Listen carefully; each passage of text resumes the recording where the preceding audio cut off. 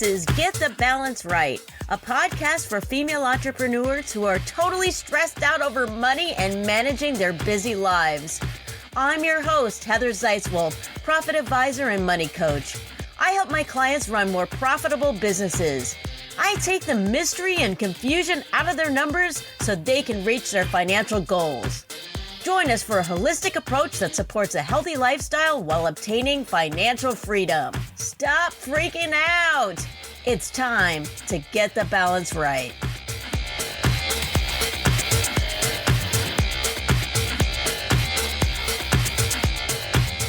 Hello, friends, and welcome to another episode of Get the Balance Right podcast. I am your host, Heather Zeitzwolf. In this episode, we are focusing on ways to maintain the health in your business from creation and beyond. To discuss this important topic, we are joined by Lesley Batson, who is a financial professional. She is the woman behind Rebel Rock Wealth, which provides life insurance and wealth coaching. She helps empower her clients to think independently about their finances. During the show, we dive into 9 financial considerations for business owners. You guys, this episode is full of great information no matter where you're at in your entrepreneurial journey. You may want to grab a pen and paper to take notes. You can also reference my show notes on the podcast website for more details. All right, dudes, here is my interview with the financial powerhouse, Lesley Batson. Lesley Batson, welcome to Get the Balance Right podcast. I'm so excited to have you here today. Thank you for the invitation. I appreciate it. You are a very interesting woman. You have a company called Rebel Rock Wealth. You also do podcasting. And I noticed that you are like me. You have a business degree in marketing, but unlike me, you worked in IT for years. There's a lot of things to unpack there. Let's just dive in a little bit about you, your business, and then we'll dive into the topic for today. So a little bit about me. I'm originally from the Toronto area, Toronto, Canada. I grew up playing lots of different sports, but I got noticed for my track skills. And so I ended up coming to the US on a track scholarship. I went to school in Illinois. I went to Southern Illinois University on a track scholarship. And that's where I earned my marketing degree. And then they had offered me a graduate assistantship. If I was willing to stay on and do some marketing with the athletic department, they would give me a graduate assistantship. So I went ahead and got my MBA. Also at that time, I might be dating myself here, but this was that kind of .com time. Even though marketing was always my passion, I started to get really fascinated by IT, technology, but I wasn't trying to go get a degree in coding or anything like that. My MBA, I did more of a focus in the IT side of things. And when I was graduating, this was going into 1999, as anyone who remembers that time frame. It was the whole Y2K scare that companies thought the world was going to shut down when the date rolled to 00. So I got hired into IT. It was easier for me to find a job in technology than it was in marketing, especially as a Canadian. So that's how I ended up in IT. I've actually had a very successful career, I would say. I was working for Fortune 500 companies my whole career. The first 5 years I worked as an employee, and then I realized, I'm not going to be a great employee. And so I was an IT consultant for 15 years. It looks like you worked for Disney World. Sure. Yes. Even though I'm from Toronto and I lived in Chicago for 8 years, I really don't like the cold. And when I had an opportunity to do a project for Disney, I jumped at it. And that's what actually brought me to Florida. So I actually still live in Florida. I service clients all across the country because I love the sun. I can only imagine Disney World must have some intense technology going on with that. That seems like a crazy podcast alone. Yeah, literally from 2006 till 2020 was doing various projects for them across the company. It's a dynamic company, lots going on, lots and lots going on. And so I really had a chance to see a lot of the different parts of the company because of the type of work that I did. So it was definitely an interesting time. It's also very demanding. IT is a very demanding field. I was ready for something new. I was getting a little burnt out of technology. And a few years back, I decided that I wanted to look into real estate investing. And so I was listening to real estate investing podcasts. And this one particular podcast I was listening to had this guest on, and he was talking about some strategies that real estate investors can use to capitalize their investments and where to put that money once those incomes start coming in. And I thought, wow, I've never heard of this. We hear the same things from typical financial advisors, but this was something very different. And so I got a little bit obsessed. I started learning all I could about it. I was really fascinated by it. And then ultimately I went and got my license. And I realized, okay, when I signed the last contract, because there were 18-month contracts with Disney, when I signed that last one, I decided that was going to be the final one. I wasn't going to renew. I wanted to pursue my business full time. So I did start doing some of this work part-time. I started Rebel Rock Wealth back in 2018, I think it was. And I started doing this work back then, just on the side part-time.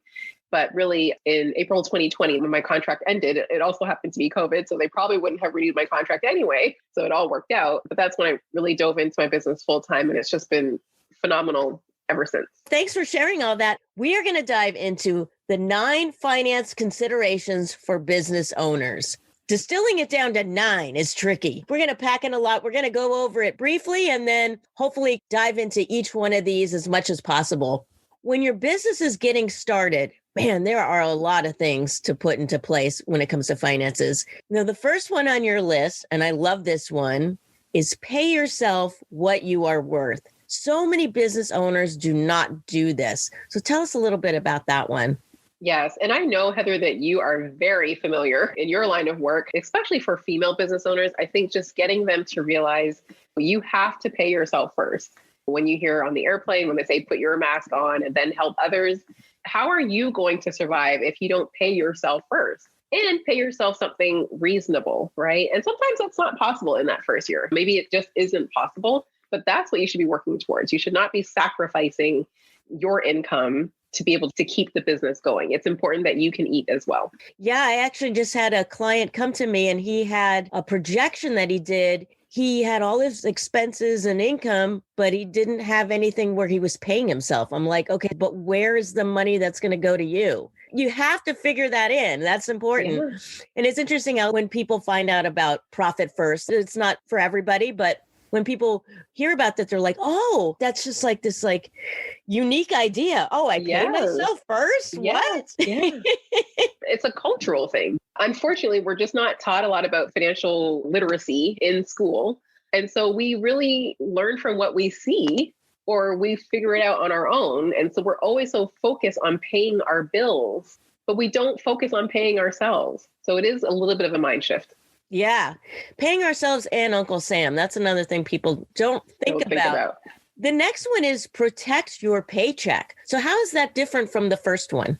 As a business owner, you want to make sure you're, like you said, allocate a salary or be able to take distributions, be able to take some money for yourself.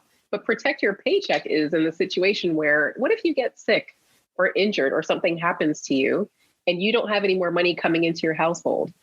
What would that mean to your family? What would that mean to your business? How do you make sure that you still have some money coming in while you're healing or getting better? Yeah. And during COVID, this has been a huge awakening for people because they just didn't have enough money set aside. I work with people that are salon owners and people that do tattooing, all those types of things that until there was mandates where they could actually meet in person with a mask, they had to put their businesses on hold. It was terrible if they didn't have anything put aside.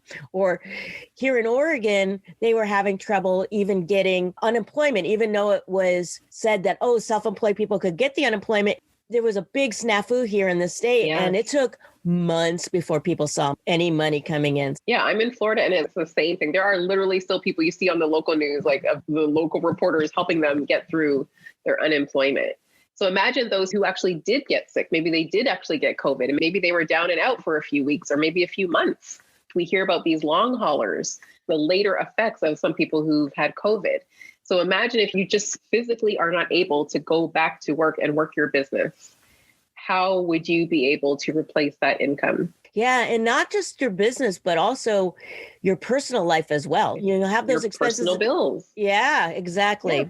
All right. So the next one is protect your life. So is that protect your life?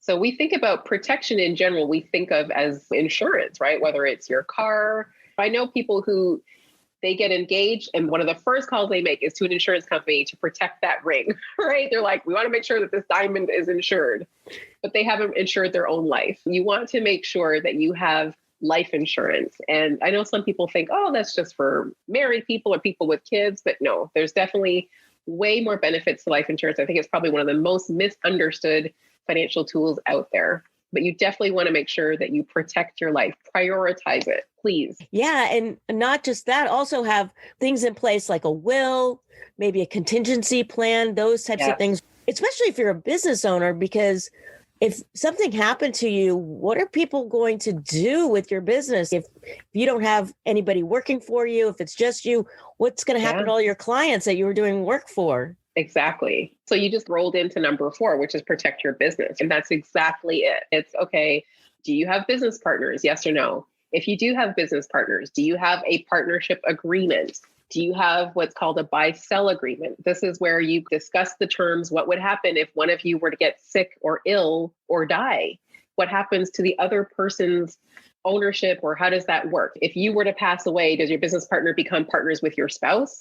Is that really what you want? Is that really what they want? If you really want to discuss all these different things, you want to make sure that it's very clear on who does what. Make sure you have proper insurances in place for the business, whether it's business overhead insurance, or again, think of something like COVID or major recession. If there was a fire, like if there was something at the business, how do you make sure that your business is protected? Yeah. All right. Now let's go to the next one. Protect your assets. Yeah. So again, you touched on this a little bit, but with estate planning, right? So you want to make sure that you have a will, a trust, and like you mentioned, that it's not just covering your personal effects, your personal affairs, but also your business. So touch on that a little bit just now. But if there are certain assets in the business, whether it's intellectual property or equipment or locations, if there's different things that are part of the business, but you and your partners have not discussed it, how do your loved ones, or how does the estate know how to divvy things up? Or like you mentioned, if you're a solopreneur and you have all these things, and if you get sick, maybe you haven't passed away, but you just get sick and you can no longer speak for yourself. How do you make sure that your business is protected, the business can continue to operate in your absence? Or how do you make sure that your customers are made aware of what's happening? So you want to make sure that you're protecting not just your physical assets, your intellectual property, but also your brand. Yeah, lots to think about. When people come to me and they want to start a business, I'm like, okay, this is not something you go into lightly. Some people just fall into having a business and they don't really understand all the ramifications of having a business, the seriousness of really, once you start this, especially if you have clients, because you have to really always think about the impact that you're going to have if something happens to you. How does that impact your clients, your family, everybody? Because they have to pick up the slack for you if you're unable to do that. Exactly. All right. So now once your business gets flowing, you have some other steps here. So save for business for today and tomorrow. Explain that one. So we all hopefully are thinking about when we have our own money, we pay our bills and we put a little bit aside. But we should also be doing this for the business. The business needs to also have its own capital, right? It really needs to be able to do that. So you have different needs for your business. So maybe there's the everyday cash needs that every business has. You need this for paying your vendors or making payroll, or just the things that you need to make sure you have capital available for. Those are the everyday cash needs. So you need to make sure you're putting money aside to be able to support those different needs.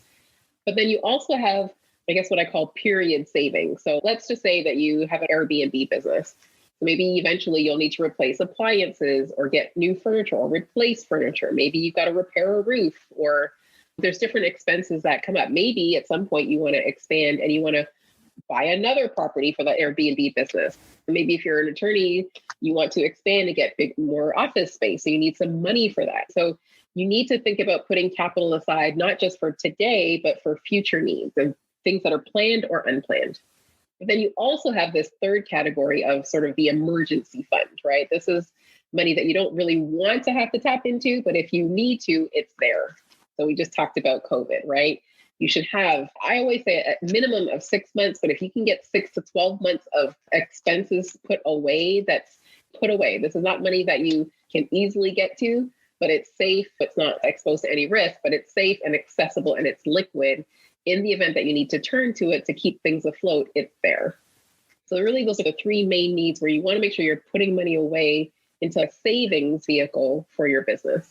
Exactly. You also want to make sure that you have enough capital in your business to sustain, maybe we were talking about a year in advance, maybe the next year, because you don't know, something might happen like COVID where your business completely just bottoms out the next year. You could be having a booming year. And I see business owners they just oh, I'm going to take a big draw at the end of the year just because I have all this cash in there. I don't know if that's the best thing to do. I'm a proponent for taking things a little bit careful. I just want to make sure you're saving for a rainy day. So don't take that money out. Another thing can happen is, and this is from the tax side, is that depending on what kind of a business that you have, how it's taxed, you might have to worry about basis in your company. And if you take out too much money, then you've zeroed out your basis. And then all that money that you take out beyond that, you have to pay capital gains tax on. You really need to talk with a CPA or a tax advisor or something, that if you are going to take big draws at the end of the year, make sure that you understand how that will impact you. Exactly. Absolutely. All right. So the next one is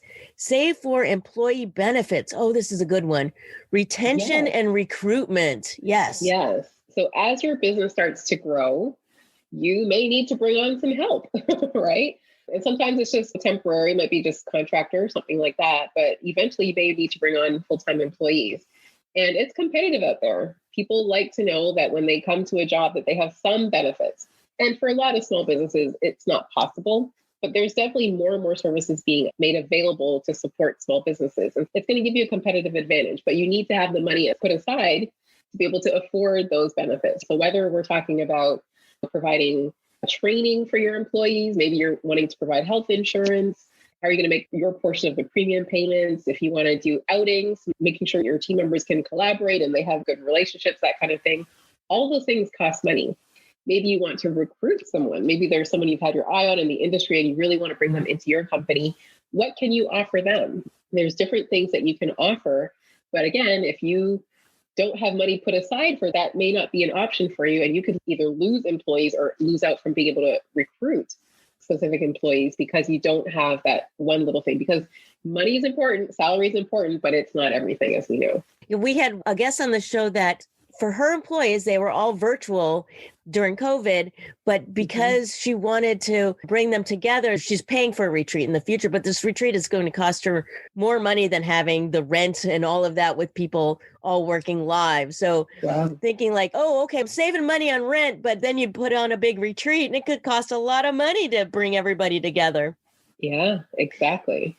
And the benefits, this is a huge thing because, like you were saying, it's a competitive world out there in business. You want to be able to treat your employees. One of the things I see is that people think, oh, I want to bring on an employee, but they are not thinking about the benefit part of it. They're not thinking about all the added tax that goes into it. And these are things you really have to calculate in there to make sure that you can truly afford this. Exactly.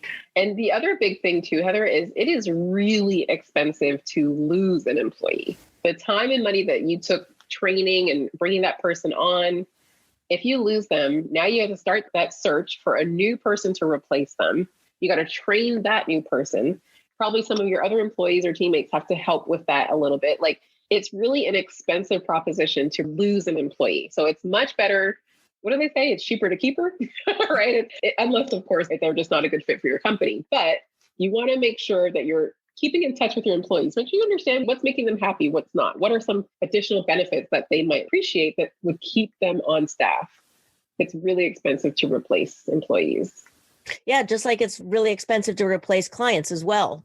Absolutely. All right, let's go to the next one. And that is save for self for today and tomorrow. Ooh, that's a good one. Yes. So just like for your business, make sure you're paying yourself, and then make sure when you do receive salary, you're taking some payment, put some of that aside, right?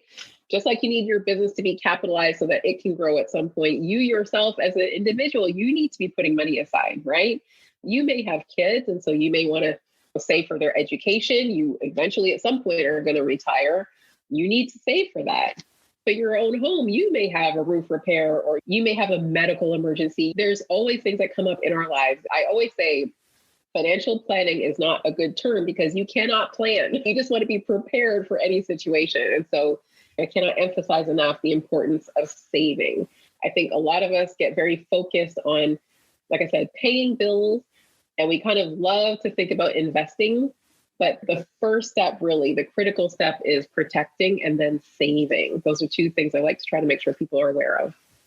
I love to save. I like to see my savings account go up to the point where it's to my detriment, where I'm like, I should be investing some of this money, but I'm like all about saving for a rainy day for sure.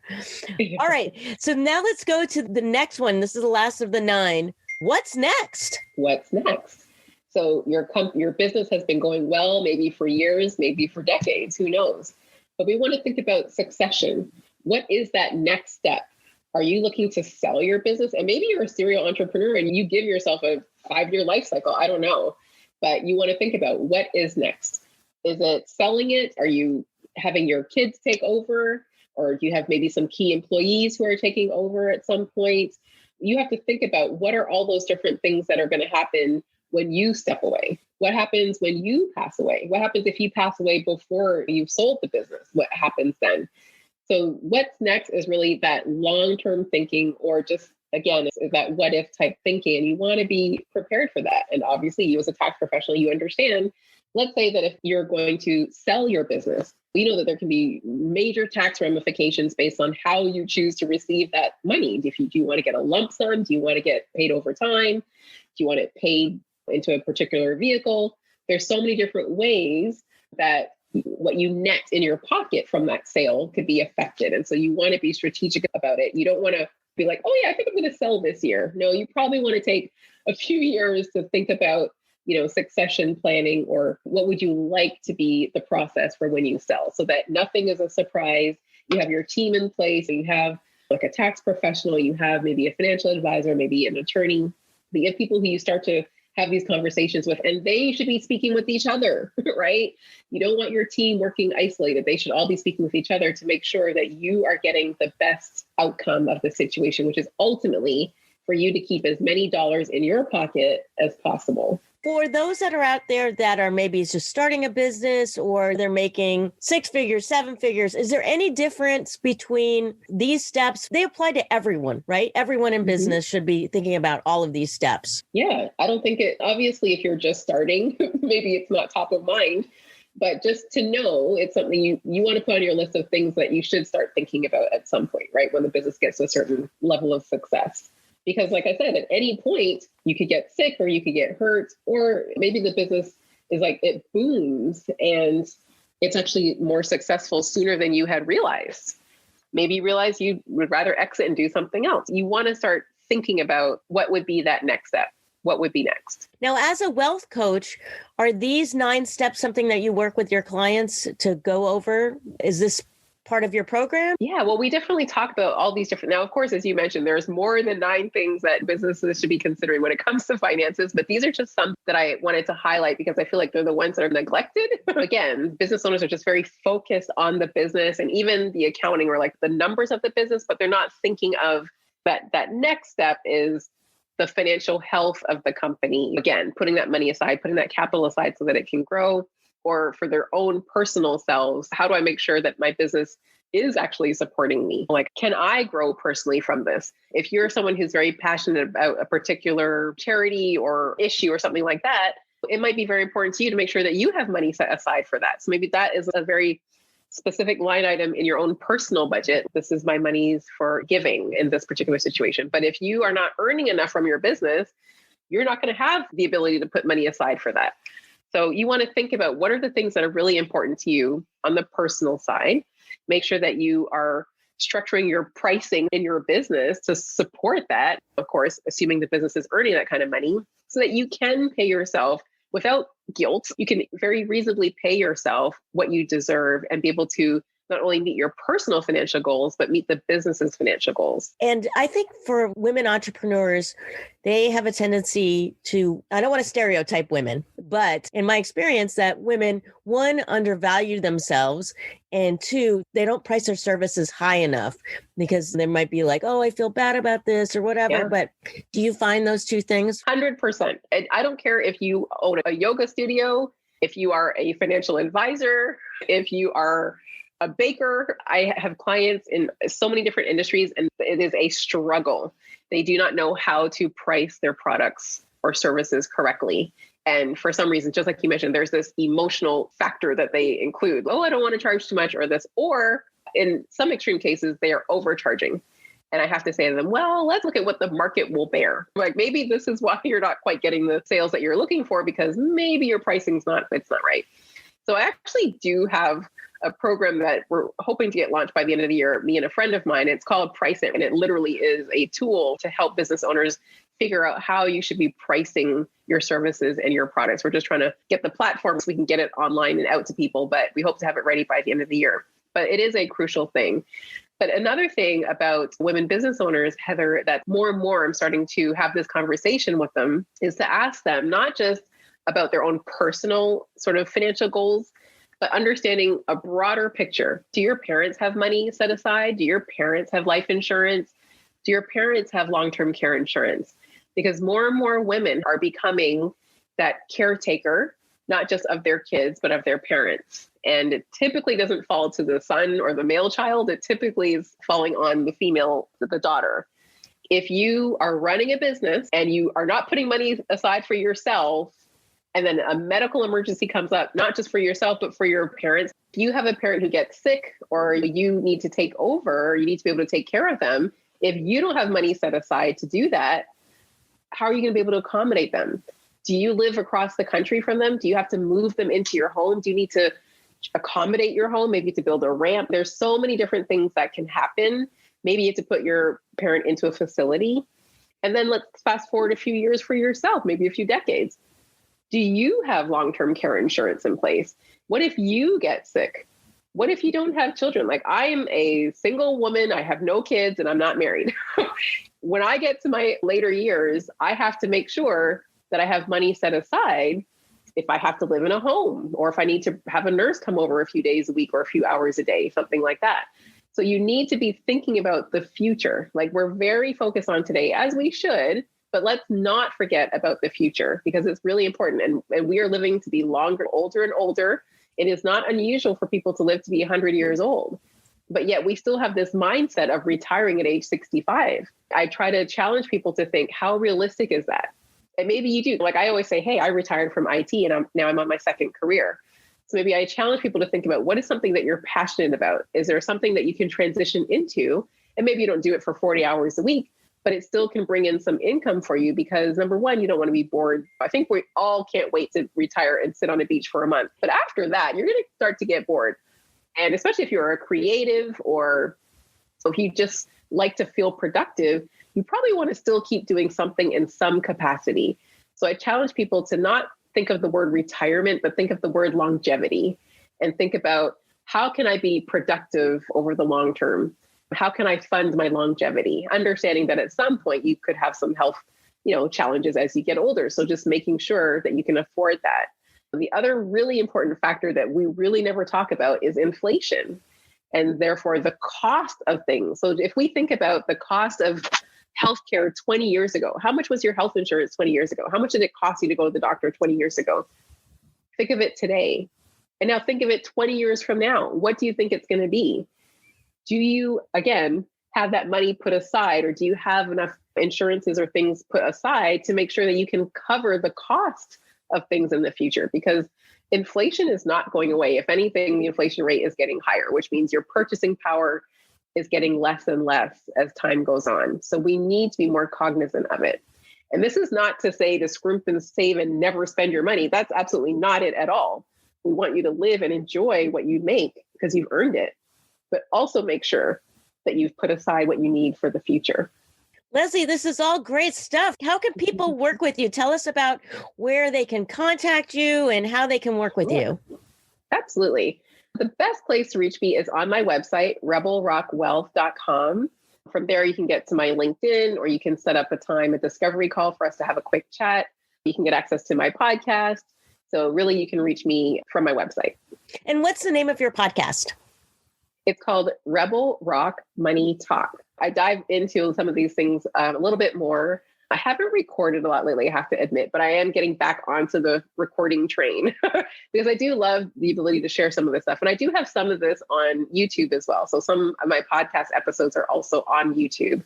So if you just look for Rebel Rock Money Talk, then you'll find my YouTube channel. Awesome. Okay. And just for having me on, I wanted to make a link available to your audience. They can download a checklist, basically what we covered today, just so they have something that they can refer to as they're progressing through their business. And if they have any questions about any part of this, then certainly they can reach out to me and I'd be happy to speak with them. Okay, we'll have all of that in the show notes for sure. Thank you, Heather. Lesley, this has been great. Thank you so much for being on the show today. Thanks for having me, Heather. I appreciate it.